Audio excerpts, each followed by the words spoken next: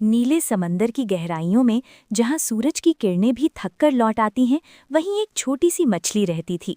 उसका नाम था निमी।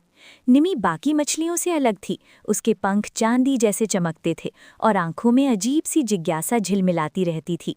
जहां दूसरी मछलियां झुंड में तैरती, वहीं निमी अक्सर अकेले नई जगहों की खोज में निकल पड़ती। निमी का जन्म कोरल रीफ के पास हुआ था।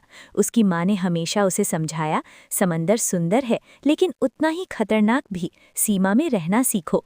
पर निमी का मन सीमाओं में कहाँ रुकने वाला था। उसे समंदर की हर आवाज़, हर रहस्य अपनी ओर बुलाता लगता। वो सोचती, क्या रीफ के पार भी कोई दुनिया है।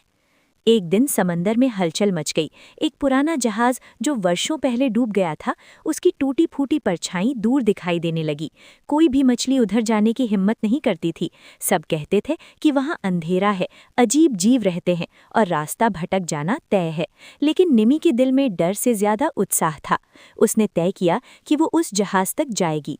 रास्ते में उसकी मुलाकात बूढ़े कछुए तातो से हुई। तातो ने धीमी आवाज में कहा, छोटी मछली, जिज्ञासा अच्छी होती है पर समझदारी के साथ। निमी मुस्कुराई।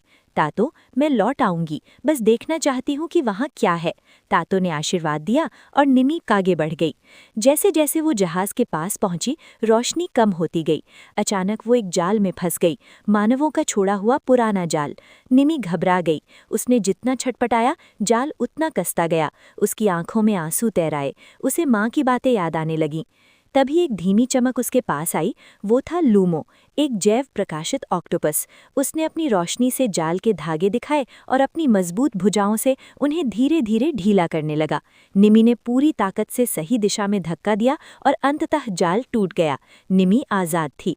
लूमो ने कहा, समंदर में हर खतरे के साथ मदद भी होती है, बस देखने की नज़र चाहिए। निमी ने धन्यवाद किया और जहाज के भीतर झांका। अंदर उसे रंगीन घोंघे, नाचती रोशनी और शांत संगीत सी गूंज सुनाई दी। वो जगह डरावनी नहीं बल्कि भूली बिसरी सुंदरता से भरी थी। लौटते समय निमी बदली हुई थी। अब वो सिर्फ जिज्ञासु नहीं बल्कि समझदार भी थी।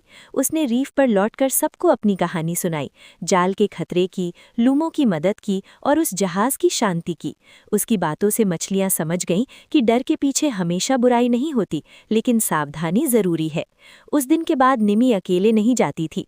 वो दूसरों के साथ मिलकर खोज करती, रास्ते साफ करती और जालों से छोटे जीवों को बचाती।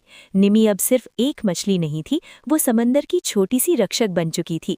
और समंदर आज भी उसकी चमकती पंखों की कहानी लहरों में गुनगुनाता है।